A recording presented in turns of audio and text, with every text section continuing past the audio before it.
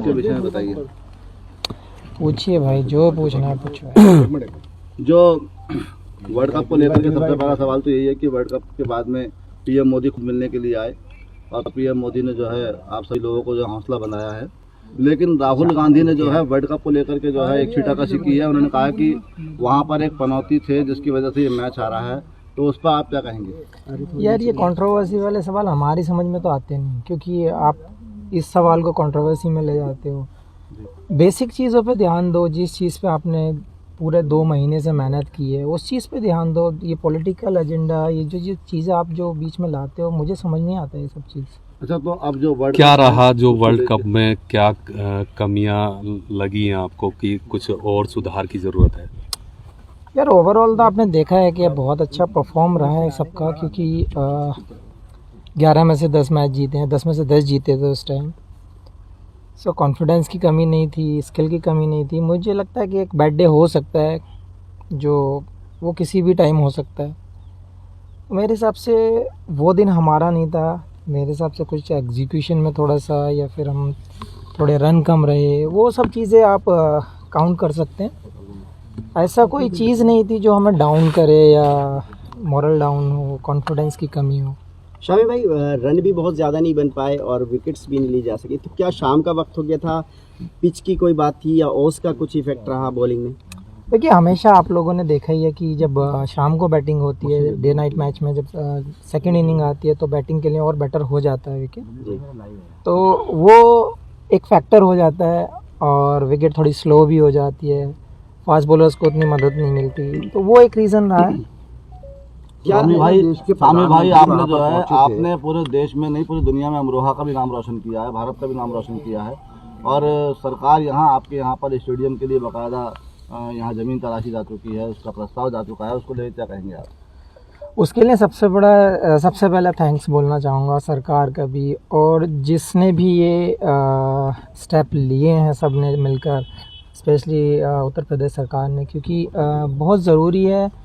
अपने यहाँ टैलेंट बहुत है और बहुत बच्चों को ज़रूरत है कि स्पोर्ट्स में भी आगे जाएं, लोगों को जागरूक करें।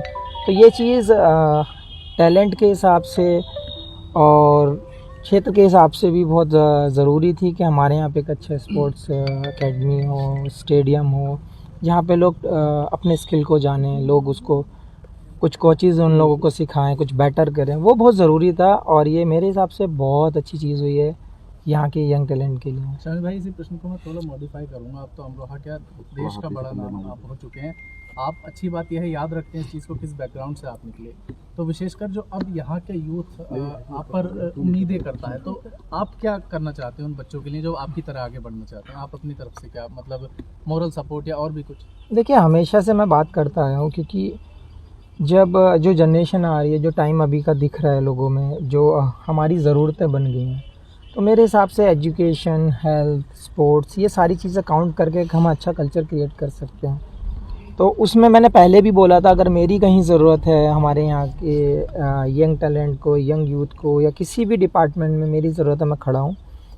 और ये यंग जनरेशन को भी सोचना पड़ेगा कि हमें किस वे में जाना है, हमारा कौन सा टैलेंट है, तो वो चीज़ें बहुत ज़रूरी होती हैं।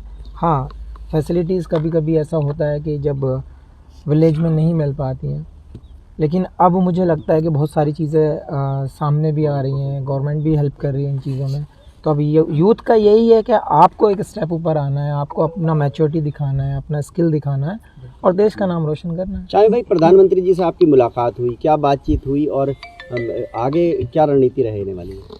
देखिए, बहुत ज़रूरी होता है, क्योंकि उस टाइम पे हम मैच हार चुके थे, और जब आपके प्राइम मिनिस्टर जब वहाँ पे आके आपको प्रोत्साहन देते हैं, तो वो एक अलग ही एक कॉन्फिडेंस होता है कि देश का जिम्मेदार आदमी आपके साथ आया है, आपके सहानुभूति दे रहा है। वो बहुत ज़रूरी होता है, क्योंकि उस टाइम मॉरल वैसे ही डाउन होता है, और जब ऐसे मोमेंट में कोई आपका पीएम जैसे इंसान सामने खड़ा है और वो ऐसे बोल रहा है, कॉन्फिडेंस दे रहा है, तो वो एक अलग ही चीज़ हो जाती है, कॉन्फिडेंस बिल्ड करती है।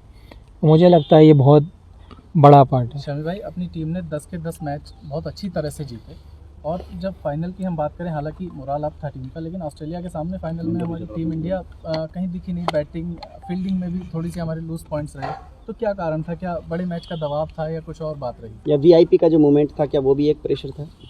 नहीं यार, ऐसा कुछ नहीं था। हम कभी ये सोचते नहीं मोमेंट किसका है या फिर क्या होता है, और ज़्यादा ओवर थिंक हम करते नहीं है मैच को लेकर, क्योंकि जो प्रोसेस हम लोगों ने लास्ट 10 मैच में किया था, सेम प्रोसेस था, सेम एटीट्यूड था, सेम स्किल एग्जीक्यूट करने देख रहे थे, सेम प्लानिंग के साथ जा रहे थे।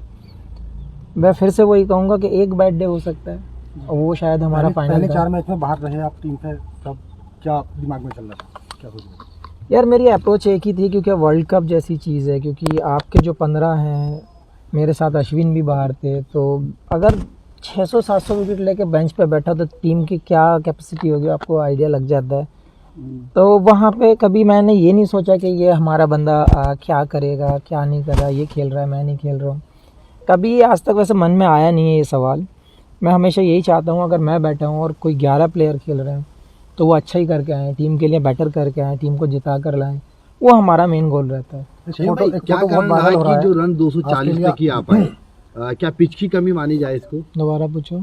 क्या कारण रहा स्कोर कि जो स्कोर जो रन का कम रहा है, या पिच की कमी मानी जाए इसमें, या फिर जो प्रदर्शन करना था, जैसे आस और उम्मीद तमाम आवाम को आप लोगों पर लगी थी, तो उसके लिए क्या संकेत हैं आपकी तरफ से? देखिए बहुत सारी चीज़ें काउंट, टेक्निकली अगर आप देखना चाहें तो डे नाइट मैच में हमेशा बैटिंग शाम को अच्छी होती है, पिच स्लो हो जाती हैं, वो सब चीज़ें काउंट तो आपको करनी पड़ेंगी क्योंकि वो टेक्निकल हैं। तो अगर सामने वाली टीम जीतती है टॉस और वो बैटिंग को हमें इनवाइट करती है तो हमें बैटिंग करनी ही होगी, तो वो एक हो सकता है कि हाँ वो उन लोगों को एक बेनिफिट है। सेकंड की रन आपने देखा ही है कि 240 रन फाइनल में एक ऐसी टीम के अगेंस्ट, मेरे हिसाब से 30-40 रन और बनते तो मैच में और ज़्यादा मज़ा आता, हो सकता है रिजल्ट हमारे फेवर में होता। तो क्या पहले खेलना जो है वो हार की बड़ी वजह है? यार वो हमारे हाथ में नहीं था क्योंकि हम टॉस जीते नहीं है, क्योंकि वो सामने वाला अगर बॉलिंग करना चाहता है तो वो टीम को बॉलिंग करनी एक फोटो वायरल हो रहा है, वो वर्ल्ड कप पे पैर रखे हुए हैं। यार मुझे ये चीज़ बहुत मुझे भी हर्ट हुई है, क्योंकि जिस ट्रॉफी के लिए कंट्री की सारी टीमें लड़ती हैं, जो अचीवमेंट कर आप पाना चाहते हैं, जो ट्रॉफी आप अपने हाथों में सर के ऊपर उठाना चाहते हैं, वो ट्रॉफी पैर पर लगाना वो मुझे भी अच्छा नहीं लगा और ऐसा करना भी नहीं चाहिए। समीर भाई, जब प्रधानमंत्री से आपकी मुलाकात हुई थी तो उस दौरान हालांकि इंडिया मैच हार चुकी थी, हमारी सरजमी पे मैच हो रहा था, प्रधानमंत्री ने किस तरीके से आप लोगों का जो क्या बात हुई, क्या बात क्या वो हुई? आपके ये आप मुझसे सुनना चाहते हो? आपको वीडियो भी सोशल मीडिया पर घूम रही है, ऑडियो के साथ घूम रही है, आप लोगों ने देखा ही है कि कैसे उन्होंने सबका साहस बढ़ाया है, कैसे उन्होंने सबसे मुलाकात की है। ये बहुत अच्छा लगा हम लोगों को, क्योंकि प्रधानमंत्री का आना एक छोटी चीज़ नहीं है। आपने 7 विकेट लिए थे भाई, आप शानदार आपका प्रदर्शन था, उस पर प्रधानमंत्री जी ने आपको कुछ कहा? हालांकि सौगात तो मिल गई है, योगी सरकार ने आपको दे दी है। देखिए मेरी हमेशा कोशिश यही है कि कंट्री के लिए बेटर करते रहें और अच्छा करते रहें, टीम जीतती रहे, और मेरा यही कहना है कि सब लोगों को अपना 100% देते रहो, कंट्री को जिताते रहो। सौगात की तो हम कभी नहीं सोचते हैं, सौगात ये दी है, ये हमारा सौभाग्य है कि हमारे डिस्ट्रिक्ट के लिए एक स्टेडियम मिला है, उसको अच्छे से यूटिलाइज़ किया जाए, उसमें से कोई ना कोई प्लेयर बाहर निकल कर आना चाहिए, उस चीज़ पे हमारा फोकस होना चाहिए। समीर भाई, आपने लॉकडाउन में लगातार यहाँ मेहनत की, क्या उसी का नतीजा कि आप जो है लगातार इसमें विकेट लेते रहे? भाई मेहनत हमेशा रंग लाती है, आपको पता ही है, सब लोगों का कहावत में भी यही है। तो मेहनत तो आप घर पे करो, बाहर करो, मेहनत अगर करोगे तो शायद रंग तो लाएगी। ठीक है, शुक्रिया। टारगेट करने की वो थी, क्या सोच रहे थे आप एक रात पहले? नहीं यार, एक रात पहले ऐसा कुछ माइंड में नहीं था, क्योंकि कॉन्फिडेंस अच्छा था, स्किल अच्छा चल रहा था, सब कुछ अच्छा चल रहा था, प्लानिंग पूरी हो चुकी थी। हाँ, जब बड़ा मैच होता है तो हमेशा कहीं नहीं कहीं हम सोचे नहीं, लेकिन प्रेशर रहता है हमेशा, कहीं ना कहीं माइंड वहाँ पे वर्क करता रहता है। आप चाहें कि हम चिल हो जाएं तो वो होता नहीं है, क्योंकि जब तक ख़त्म ना हो जाए टूर्नामेंट, जब तक हम शांत बैठते नहीं हैं, तो ज़रूर थोड़ा तो कहीं ना कहीं रहता है, मानते नहीं प्रेशर, वो बात अलग है। एक मुद्दा बहुत उठाता है कि पाकिस्तानी वो कहना है इंडियन बॉलर्स को बॉल अजीब नई तरीके दी जा रही है, तो उनकी मानसिक स्थिति के बारे में क्या कहना है पाकिस्तानी? ओ भाई, ये नहीं बोल सकते, क्या ही बोलें इस बारे में, क्योंकि आपको सबको पता है, हमें पता है, इवन उन लोगों के प्लेयर्स ने भी, जो सीनियर्स हैं, जो लेजेंड हैं, जिनको दुनिया मानती है, उन्होंने भी उनको एक्सप्लेन किया है, लेकिन उनकी समझ में नहीं आता।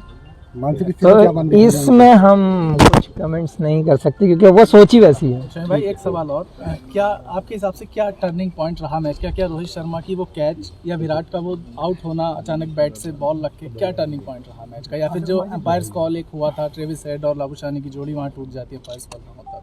देखिए एक ही चीज़ थी क्योंकि रन हमारे पास उतने ज़्यादा नहीं थे कि हम अगर काश हमारे पास 300 रन होते तो हम इजीली डिफेंड कर पाते।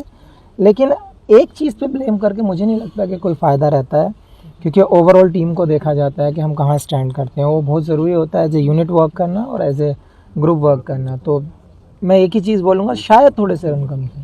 क्या शमी भाई आपकी यहाँ जो अब यूथ है आपका, कल आप आए, कुछ बच्चे आपसे मिलने पहुँचे, कुछ यूथ से बात हुई आपकी? अभी थोड़ा सा टाइम दूंगा उनको भी, और जहाँ पे स्टेडियम का अनाउंस हुआ है वहाँ पे भी जाकर देखूंगा। अगर कुछ मेरे लायक सेवा होगी तो मैं ज़रूर करूँगा। जो यूथ ट्राई कर वो जो तैयारी कर रहे हैं क्रिकेट की, उनके लिए कोई मैसेज? एक ही मैसेज करूँगा, एक ही मैसेज दूंगा कि जो आपके अंदर टैलेंट है आप उसको पहचानें, मेहनत करें। क्योंकि जब मैं यहाँ से गया था तो आप लोगों को भी पता है कि कैसी फैसिलिटीज़ थी या यहाँ पे क्या था। बहुत स्ट्रगल करने के बाद यहाँ से ये अचीव किया है। अब अगर आपके पास फैसिलिटीज़ हैं तो बस आपको हार्डवर्क की ज़रूरत है, फोकस की ज़रूरत है। तो यही कहूँगा कि आप फोकस करें और हार्डवर्क करते रहें। Thank you.